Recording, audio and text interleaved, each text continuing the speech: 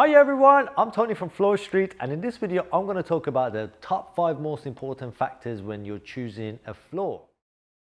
We're going to start with colors. Floors come in so many different colors that it could potentially get confusing a little bit, but we like to break it down into 2 main factors. Do you want your floor to be timeless, or do you want your floor to be specific? And what I mean by that, when you pick a timeless floor, essentially this is a color that is going to match with many different decors. When you're choosing a specific floor, this is a color that is specific to that decor at the time. This is what we would call a timeless color, and this is what we would call a specific color. The reason we call this timeless is, how I like to explain it actually, is that it's like black clothes. You can wear it with anything. The reason why we call this specific is because more than likely you will have to decorate your house to matching colors to this floor for it to really look good. Another thing to keep in mind is obviously paint colors that you're going to have on your walls and ceilings, etc. Kitchen cabinets, for example. Is your house north facing? Is it south facing? Is it west or east facing? How much natural light you get into? These are all conversations you can have either with myself or one of our other decor consultants. We'll be able to help you and advise in terms of what flooring is best suited. Next factor is style. Again, floors come in many different styles. Main ones being herringbone, chevron, and straight plank. Essentially, which one you go for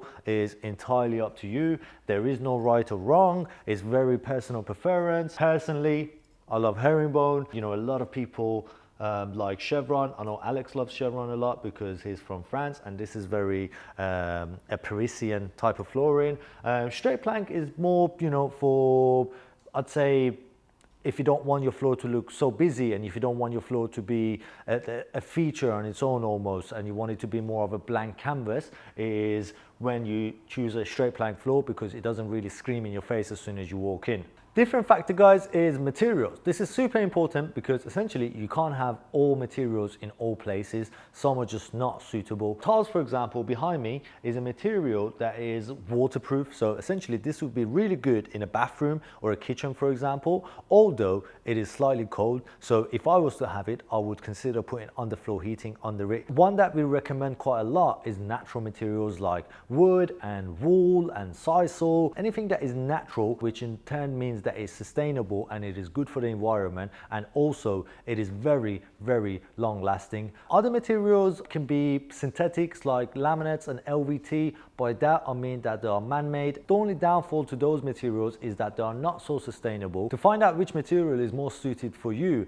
is a more in-depth conversation we must have together. There are a lot of questions we would ask you to find out what material is more suitable for you, and usually we can narrow this down to 2 or 3 materials which then you can pick from. Next factor I'd like to talk about, guys, is subfloors. If you'd like to find out more about subfloors, click the link above me, which is a video all about subfloors, different types of subfloors, what to do if you have a bad subfloor, and etc. For the purpose of this video, I'm going to keep it quite short. Essentially, some floors cannot go on top of some other floors, and it's as simple as that. 2 main types of floors that you might find in your house is concrete or a suspended wooden floor. Sometimes what happens is that you have a subfloor in your hallway and a different one in your kitchen, for example, but you want to run it all the way through. So it's important that we have conversations, we ask questions, site visits, etc., to find the best suited product to put on top of your subfloor that is going to obviously last you a very long time, is going to look good and feel good. And lastly, but in no particular order,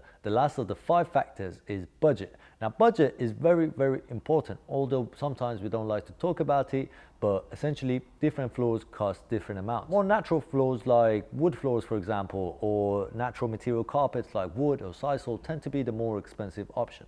This is because there are natural products and somebody literally has to go out and source them and then make them livable for your environment. More synthetic products like laminate, for example, can be mass produced, which is the reason there are more budget friendly floors, because essentially they are more widely available and they can be made much quicker. Again, this is a conversation that we must have more in depth, talk about the budget, talk about the project, how much money you like to spend in different rooms in your house, etc. and etc., to be able to find a more suited floor for you. I really hope that you enjoyed the video.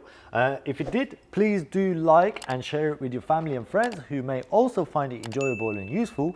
Do also subscribe to our channel where you might find other enjoyable and useful videos. And for time being, I'd like to say goodbye with one of my favorite tracks.